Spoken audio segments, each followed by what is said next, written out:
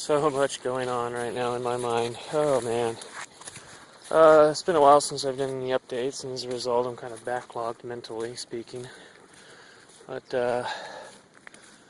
let's see. Personal note. Been suffering pretty severe bout of depression. Absolutely no motivation to get anything done. Been dealing with addictions, dietary addictions. Been eating more junk food. For me, junk food anyway. But got all that purged out of my system, I think. Got crew coming today, so that should improve my outlook. At least I think he's coming today. I'm not going to count on it. And I think that's strategic, but unfortunately necessary. Let's see, been recovering a lot of my memories, and actually finally had a breakthrough as far as the memories are concerned, in that I was watching the movie Meatballs, actually, and was able to bring around a full circle of an aspect of my identity, actually. And what I discovered was that I've long been trying to do something to contribute. And I always wanted to be the best at something. I always wanted to do something to contribute. I was never a good athlete. I was, never the best student. I was always really good at things, but never really the best at anything. Never the best in the world at anything, and wanted to be. And I always, that movie, the Meatballs, that one kid, the nerdy kid that nobody liked, that was me growing up, and I identified with that character. And watching that movie made me remember that mindset that I had as a youth of trying to be the best in the world at something. And what I wanted to try to be the best at was solving problems, I guess. And I guess I kind of did. Max. Excuse me, my dog's being a butthead. There, kick your butt. But, so anyway, it reminded me of that mindset that I have, that I wanted to be the best at something. And, ironically, I've kind of sort of fulfilled that. Pardon me, big... Fuck, God. Jesus, gasp. Bubble moving through the digestive system. God.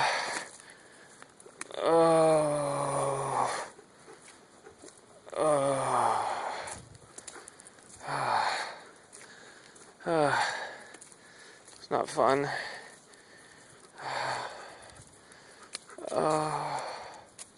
Gee, Mike, you don't look disabled.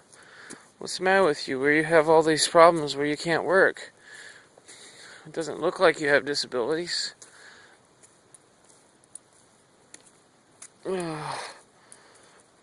No, just random dietary, digestive processes just massively interfering with my every thought process. No, I'm not disabled. No, I'm just fine. No, don't worry about me. I can handle it just fine. Oh, my God. Ooh. Oh, almost there. Oh, God. To you it stinks. To me it stinks too, but God damn, does it ever feel good. Relatively good.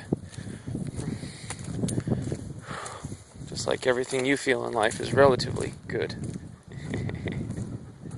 Of course, it feels good to have raunchy sex with your partner. You don't know what real pleasure is. Anyway.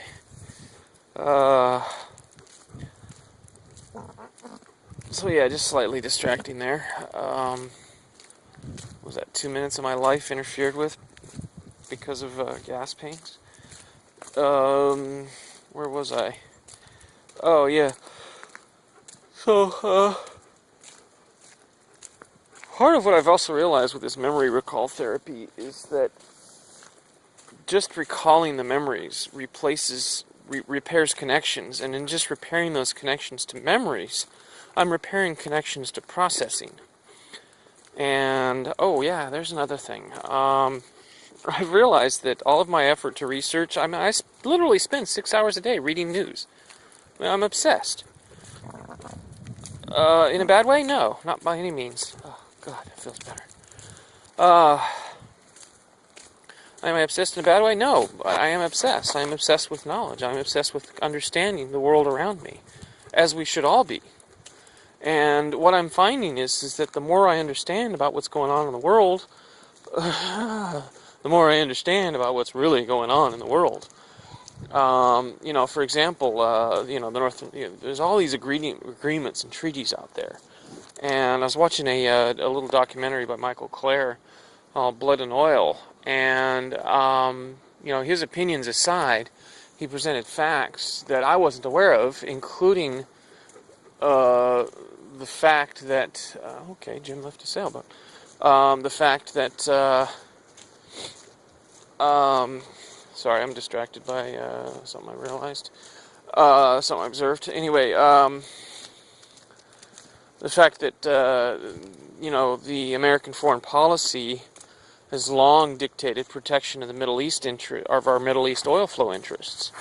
And that was the entire basis of the Iraq War. It wasn't about going and getting the oil, it was keeping it flowing. We all thought they were going over there for oil. I realized that we weren't over there for their oil. It was just this assumption we were all taken for granted that we were going over there for Iraq's oil. Well, we didn't go over there for Iraq's oil. We went over there because Iraq threatened our oil from Kuwait and Saudi Arabia. God, that's a very revealing documentary, and I really... So what it boils down to is that the more I come to understand about what's going on, the more I really understand of what's really going on, what's really motivating the powers that be, and whoa, yeah, it's pretty crazy. But I'm not relying on what other people tell me is going on. What I rely on is what's actually underlying things. So I can watch things like this Michael Clare documentary, Blood and Oil, see past his opinion to the fact, and see that there are facts out there that I wasn't aware of. That's what I get from these documentaries. It's facts I wasn't aware of, not people's opinions. I don't read these articles. I don't read these news stories to get people's opinions dictated to me. No, I form my own opinions. I go out there and I search fact. I sort through and sift through and find out fact. What agreement was this based on? What motivation was this? What economic issue? What was the financial issue? What was involved? What trade agreements were at issue here? What political powers were taking place? What maneuvering? What laws were written? What articles were? What has been cited? What was the motivation? What was the underlying cause? The legal justification? I read the legal documents. I don't read the analysis of them. I analyze them myself. I don't need... The news is not there to analyze facts for me. The news is there to provide fact. And if you're relying on someone else's analysis of the news, then you are very sadly mistaken in your the way you're going through life, to be honest. Yeah, I'm gonna have to... Max, sit. Okay, go ahead. Come on. Sorry. Setting him free. Off the leash. Anyway, come on. So what it boils down to, and this is where it becomes a lot less personal, what it boils down to is the fact that we don't know shit. And we should. We are letting other people run our lives because we just don't keep track of everything that we're supposed to keep track of. Well, we can't. And I understand that, but someone's got to, and no one is. And by no one, I mean no one. I mean, not even our government is tracking all this shit that's going on in this country. Yeah, it's just so crazy. We've gotten it so complicated. Anyway, that's a subject for another video, and I'm going to record that one now, I think. So I wanted to talk, this is for my diary, I wanted to talk about personal responsibility, personal accountability. Accountability is holding to account, holding responsible those who are given responsibilities. We task people, civil servants, public employees, social workers, politicians. We task them with running our lives. But if we just say, hey, go run our lives, and don't hold them accountable, don't ensure that they are, we don't check on them, don't make sure they're doing the right job for us, and just trust them. And if we have a situation where they are not trustworthy, for example, because of a systemic failure of, or failure to recognize a systemic motivation for greed that overrides human instinct for compassion and caring, possibly. If you're just simply trusting people, you're mistaken, and that is precisely what's going on. So what is going on isn't that our leaders, our rulers, are screwing things up, that are destroying this world. No, the problem isn't that America is, that Obama is trying to shove this and that down our throat, that America is doing this and trying to shove this and that down the world's throat, against the will of the people. It's not a matter of the NSA is surveilling us against our will. It's not a matter of... Oh, shut up.